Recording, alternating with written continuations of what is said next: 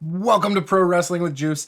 Today we are on episode 14, Wild and Wicked. Now that is the name of our upcoming show, and I have to say I'm really excited because someone had even mentioned in the previous video, like, hey, why don't you do something that involves Wicked Lester a little bit in a specific way. And I was already thinking of something similar to that, but it really reinforced my idea and had me double down. So this episode, you're going to see what I came up with. You're going to see if it came across well. And did it ultimately entertain you? And did it get good ratings within our Road to Glory save? So with that, guys, if this is your first time here, hit subscribe, give us a like, and enjoy the video. So we got to look at our finances. We always start off this way. Our performance has slowly been going down the last few months. You can see we're at $2,049 this past month. It was $2,500 before that, $2,900, and $3,600. Now, our worker costs have kind of gone up a little bit, but not to that extreme. So I don't know if just we're slowly going to continue to lose a little bit more. I'm not sure. Our revenue from ticket sales was up this past month, and our sponsorship money was up a little bit. We had a high back in November, though, so it was a few months ago, of $9,500 for sponsorship money. So maybe, something with that is going on. I'm not sure. But either way, we're going to focus on trying to bring that up. Obviously, we're at Tiny. We are 18 overness in the Southwest. And somebody brought it to my attention. A couple people now have gone through my old videos multiple times and pointed out that I missed a Destiny roll. So I will do that before I book this show. And I will give you guys, a little preview on that here in a second. But we are going to be rolling for that as well. We have some minor negative influences up here, but other than that, things are going great. We've got some people who are loyal to Kurt Glory, such as Charlie Corner, Bradford, Blue Dragon, so Mark Smart. So we're still doing really good with that. People like us. We've managed to bring people to our side, and that's awesome. So people see the vision that Kurt Glory has. When it comes to creative, Foxy LaRue's our top star. We've got, Rich and Famous, Swag. So, we're doing pretty good there. Next big thing, still Mutant Gary. Hot Prospects. Our Talkers. Our Showstoppers. The guys are going to steal the show. Our Ring Generals. Who's hot. Obviously, Remy Sky's our world champion. So, no surprise there. These ones are floundering a little. So some of them, maybe we can build them back up. A couple of them, maybe we just don't worry about it and we continue to job them out. And then here's the people that are obviously the hidden gems. Like I said, we're going to do our roll here. So yeah, got 1 through 54. And we're obviously going to hit this 3 times. On the third one, that is the number we go with. So 1, 2, 3. And it gave us 53, which brings us down. Oh, I hope it's a good one. I don't think it is. Viral video. A promo you cut is all over the internet. Plus 10 pop across the entire base country. Okay, that's not bad. That plus 10 pop all over America should be very helpful. So I love it. All right, we're back in the Simmons Center, like usual.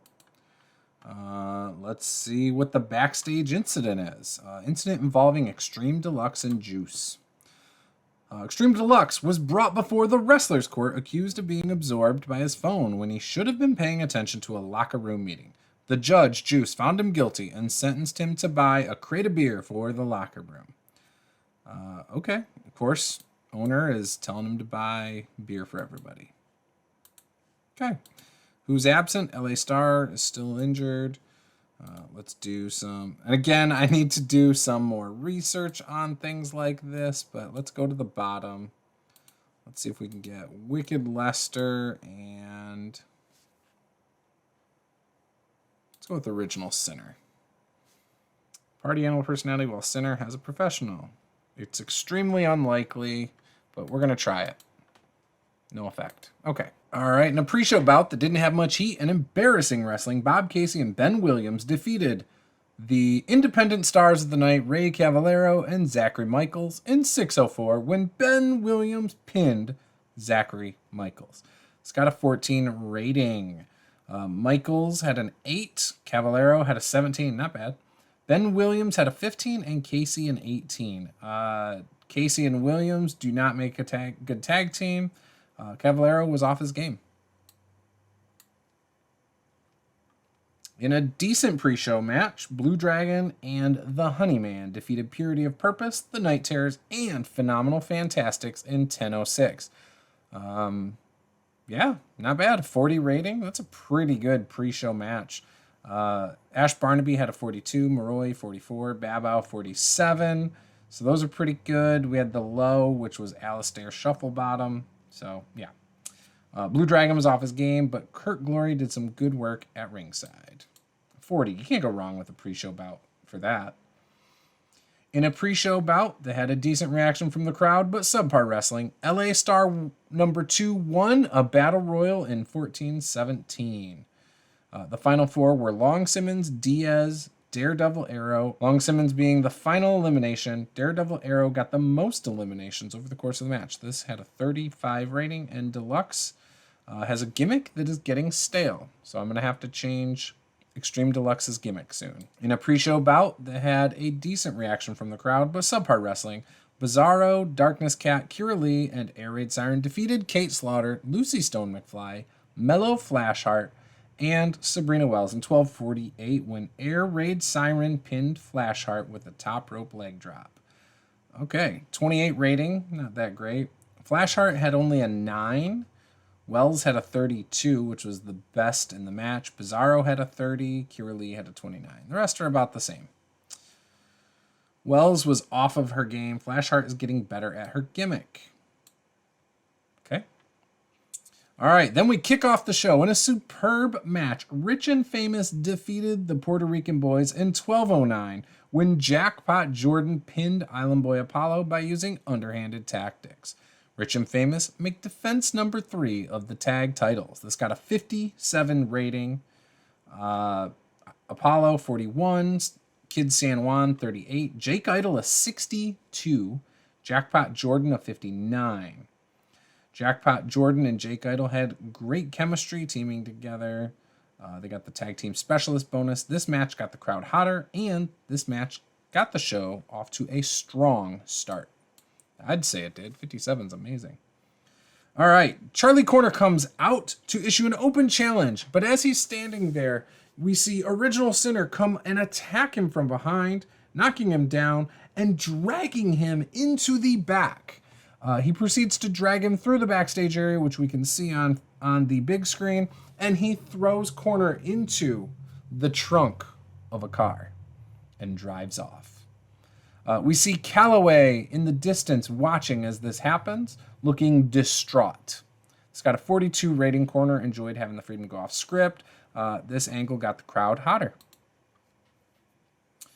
We cut back to ringside for a decent match when Stevie Grayson defeated Fiasco Fierce, some independent dude, in 7:41 by pinfall with a Shades of Grayson. This got a 30 rating. Grayson had a 33, Fierce a 28, and Fierce was off his game. All right. LaRue and Silver come down to the ring and get into an intense stare down before their match. This got a 56 rating. Both of them improvised well throughout this segment. 56, that's good. And about that had good heat and decent wrestling, Joanna Silver defeated Foxy LaRue in 13:05 by pinfall with a Timber Shiverer. Silver makes defense number 2 of the women's title. This got a 38 rating. Silver had a 32. LaRue had a 43. And Joanna Silver has a strong connection with the young female demographic who really liked her winning. I really like that note. All right. Swag is seen backstage sitting with Long Simmons, telling him all the things he's been doing well, really just being his hype man. And then they say, hey, why don't you watch our match later on, get some ideas, and see how it's done. This got a 54 rating. Muva did a masterful job improvising interactions with the crowd. Long Simmons was very poor when trying to improvise dialogue. Ooh, that's not good. All right, we'll cut back to the ring and about the head. Great heat and decent wrestling. Kurt Glory defeated Jamie Atherton in 12:20 when Atherton was disqualified after Bradford Peveril ran in and attacked Kurt Glory. Kurt Glory makes defense number 3 of the Iron Man X title. This got a 37. Glory had a 38. Atherton a 31. Atherton has debuted his cocky as hell gimmick. It has gotten an initial rating of great. The Glory versus the Brand storyline has advanced with this segment. Kurt Glory was off his game. After the match, we see Bradford Peveril and Atherton continue the beatdown on Kurt Glory. Juice then proceeds to come into the ring and offer a position in the Brand to Atherton, who shakes his hand, putting him in the faction. This got a 47 rating. And a lot of green. Love seeing it. All right. On the big screen, we see Charlie Corner looking very confused, looking around as he is in the middle of a factory of some sort. And you hear him say, "Where am I?" And behind him, you can see Original Sinner flash behind him on camera. This got a 44 rating. The Charlie Corner fights for his life storyline has advanced with this segment and gained heat. And Corner did well improvising throughout this segment. We cut back to ringside where we have a decent match where Xavier Reckless defeats Findlay O'Faraday in 12:28 by pinfall with a slingshot DDT. This got a 40 rating. Reckless had a 42 and O'Faraday had a 32. Reckless, man, he's coming up. All right, we then once again flash back to this factory. Charlie Corner can be seen being attacked by Original Sinner over and over again. Now, we then see Calloway. The camera's cut to Calloway, who was backstage at the event. He is leaving, getting into his car, and driving off. He screeches off through the parking lot, seemingly heading in the same direction where Corner was taken by Original Sinner. This got a 39 rating.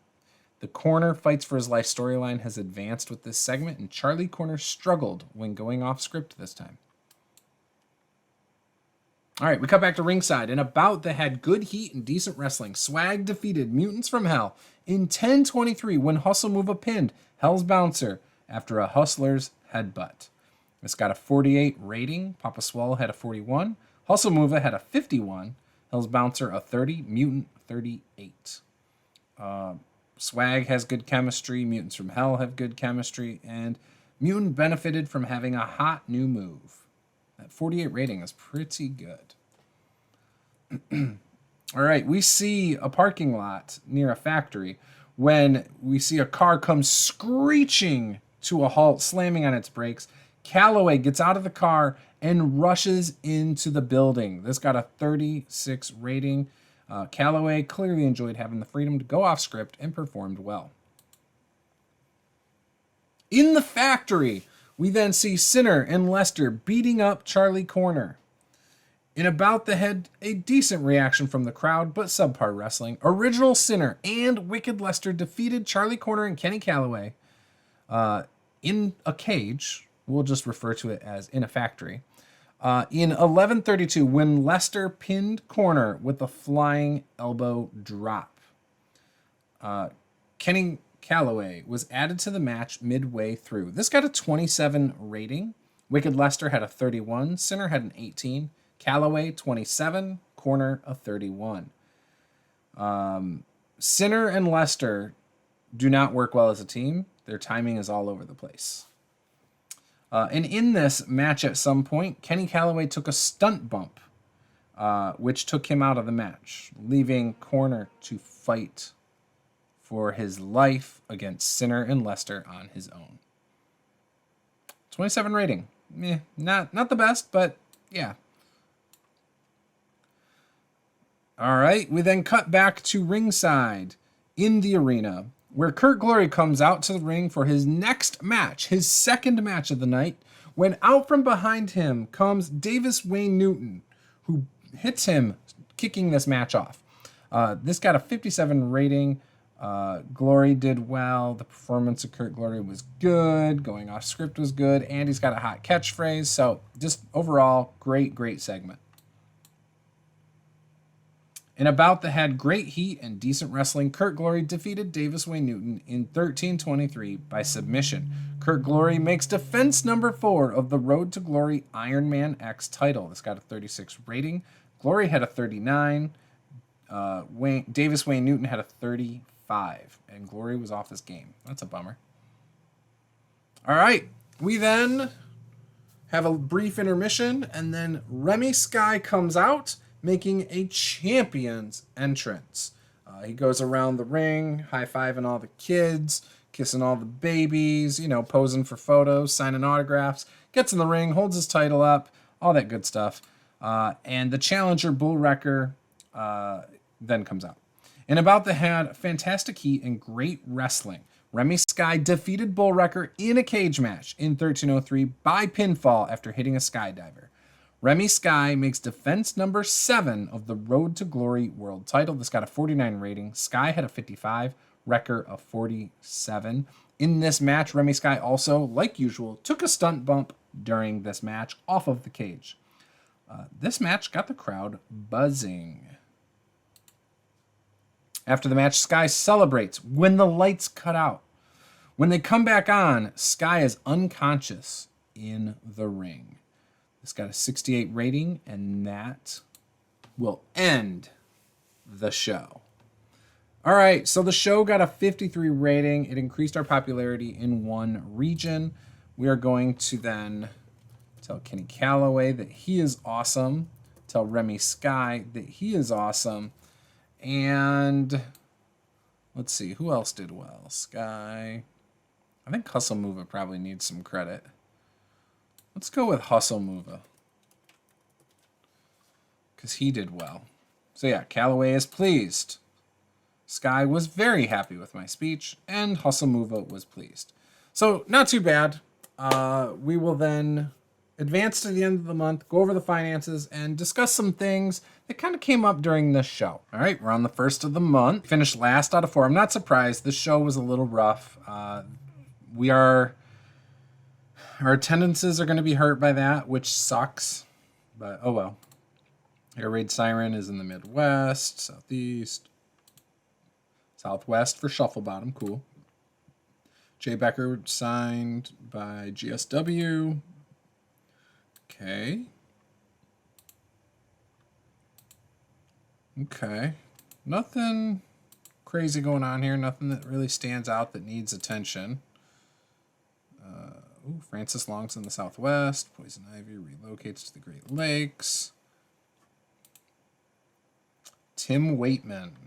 He's color commentator. Okay. All right, cool. Nothing important there. Okay, so something I wanted to look at was the game world. You can see the economy is a 58 and falling, and the wrestling industry is a 39 and falling. So I believe this is going to be impacting a lot of our stuff. So that's a little bit concerning, with our attendance and how bad we need to start making money and things like that.